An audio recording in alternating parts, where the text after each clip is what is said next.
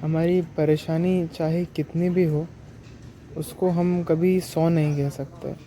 जितनी भी परेशानी हो वो हमेशा 50 है, और इसके बाद इस 50 से इसे 100 करना, ये हमारी काबिलियत है कि हम उसके बारे में सोचते हैं, परंतु उसके समाधान के बारे में नहीं सोचते हैं। हम उसके बारे में सोचते हैं, पर हम हार के सोचते हैं कि इसका कोई समाधान ही नहीं है। हम उसके बारे में सोचते हैं, पर उसे सुलझाने के लिए नहीं।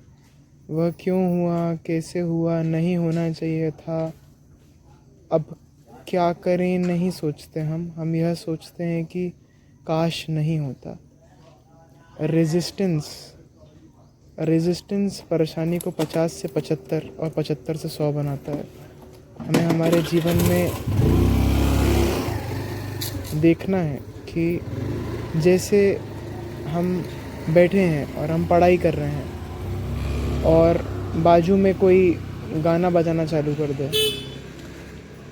और हमारे पास समाधान रूप में है कि हम एक बार जाके उनसे रिक्वेस्ट कराएं। जब हम एक बार उनसे रिक्वेस्ट करके आ गए हैं, इसके बाद भी अगर वो नेबर आपका बहुत हल्ला कर रहा है, तो आपके पास सल्यूशन है कि आप उस जगह को छोड़कर लाइब्रेरी जाके पढ़ लें, कहीं और जाके पढ़ लें।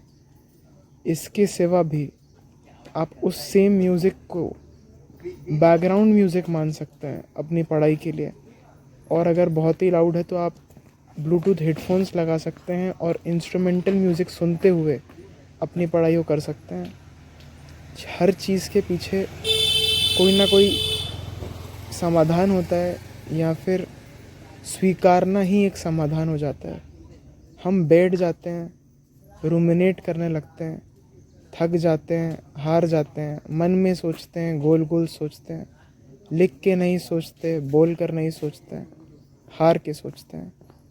नाम जप करके अगर हम सोचें, भजन करके अगर हम सोचें, गुरु प्रदत्त शास्त्र प्रदत्त होकर अगर हम सोचें, समाधान के लिए सोचें, रोने के लिए ना सोचें, अपने आप को एक विक्टिम जैसे नहीं, प्रॉब्लम को प्रॉब्लम नहीं एक चैलेंज मानकर अगर हम सोचें, तो फिर हमारा सोचना, विचार करना, लिख कर, बोल कर हमें आगे लेके जाता है। नहीं तो फिर हम बस अपने ही पास्ट पैटर्न से फंसे हैं और बोल रहे हैं कि हमारा जीवन ऐसा, हमारा जीवन वैसा।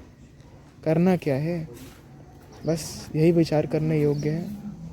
तो प्रॉब्लम ओरिएंटेड से सल्यूशन ओरिएंटेड हो जाना है। हाँ, प्रॉब्लम को समझना पड़ेगा, उसकी जड़ तक जाना पड़ेगा, विचार करेंगे कैसे आई, क्यों आई, अब क्या कर सकते हैं यहाँ तक पहुँचने के लिए।